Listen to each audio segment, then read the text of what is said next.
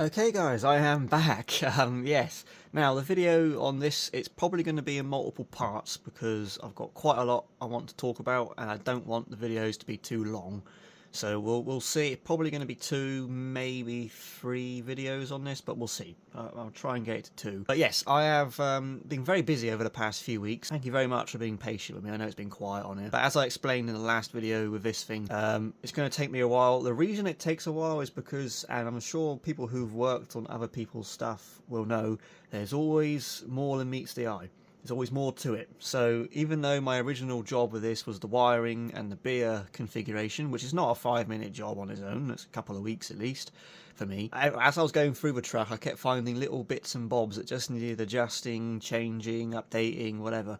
And it just added time, that's all. So that's why it took so long. But I think now the physical truck is finished for me. And I just got to spend a few evenings now with it plugged in, just doing some software adjustments. But I think the majority it's there. It's just got to adjust a few volumes and a few timings here and there. I'll show you that. That'll probably be in my next video. All the lights and the sounds, I'd go through it in that one. But what I want to do now is basically say, look, it's done. I'm ready to get it back to Reggie probably next week. He's got to finish it. Obviously, I'm not finishing it, so there are a few little bits and bobs on it that do need finishing touches. But all the wiring's done. All the electrics are sorted, other than the underglow, which is something that Reggie's going to do. But anyway, with that being said, I'm going to show you what I've done. I'm going to start at the back and work my way forward because that's what I did. All right, so I started at the back. I rewired the rear bumper. Basically, removed the wiring that wasn't necessary and improved what remained, meaning resized it, rerouted it, just to make it easier to work with. I used 26 gauge wire, if you're wondering. But yeah, so with the bumper, it's got 5 circuits on it: left, right, reverse, tail, and marker. In theory, then you would have 10 wires coming out, 5 positives and 5 negatives. But I got away with doing 6 because with the beer unit being common positive, you haven't got to run individual positives from the unit to each circuit. So I ran 1 from the unit through the frame to the back bumper, got to here, and when it got to here, it splits into 5.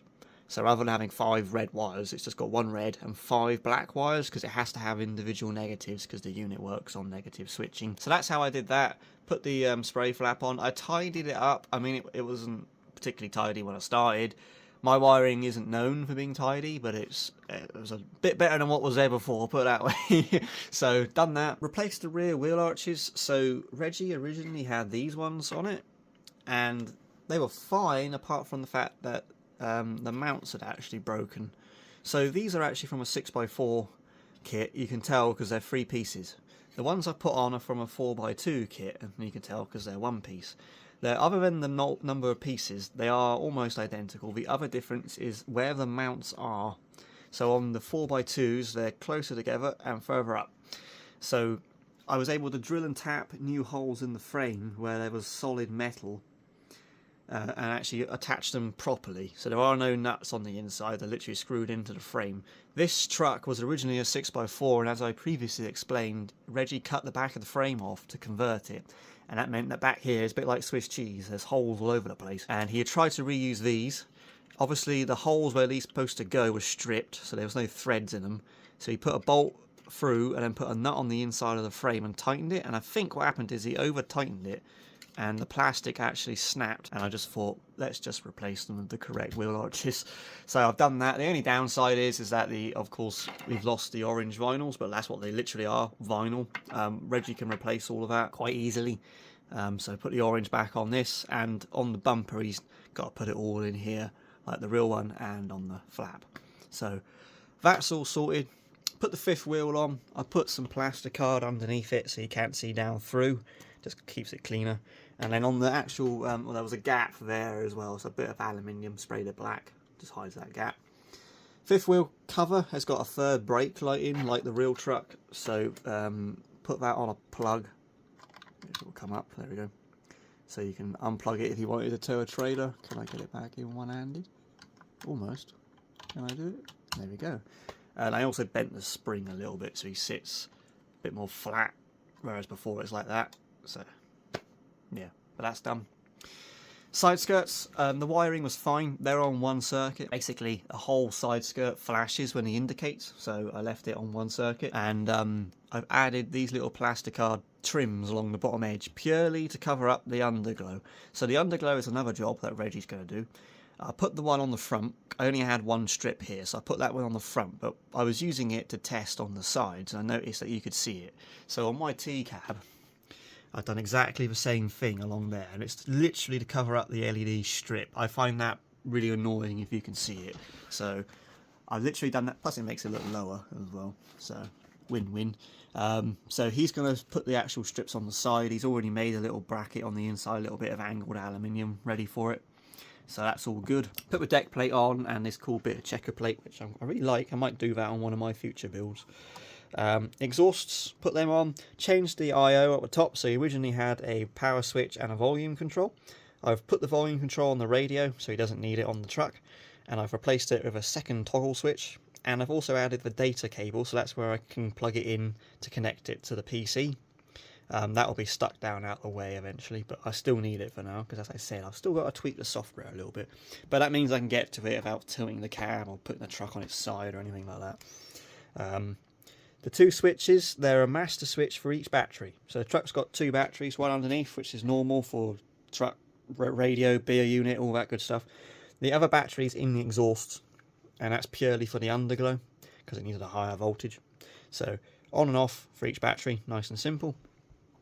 And then if we spin the truck around, took the cab off after that, concentrated just on the front end of the chassis. So the interior, I left it pretty much alone. I made a couple of tiny adjustments, but nothing major. He'd done an awesome job with it, so I pretty much left it alone. Put the beer unit and the receiver on the back of the false wall. And then at the front, put steering in place. This is the setup that I use. It's a KK truck stall servo mount with a 25 kilo metal geared servo, aluminium servo horn, all the way down to the hubs, all metal.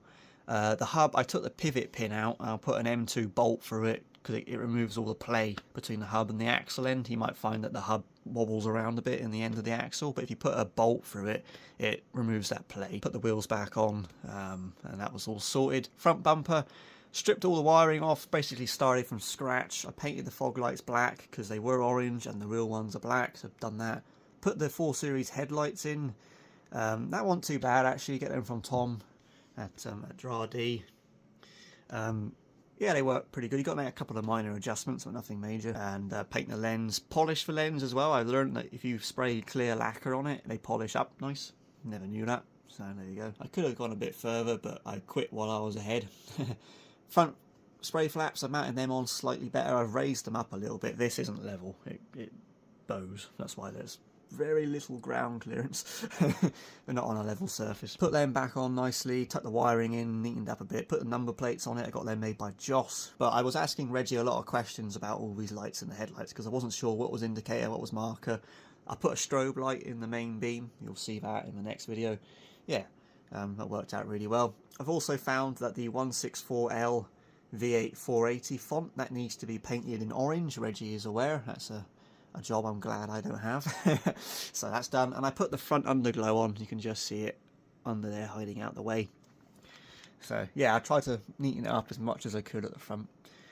And yeah, so that's where we're up to. I'm going to leave this video here because we're just getting close to the 10-minute mark and I don't want to go any further. So next video I'll carry on. I'll tell you about the cab, show you it all running.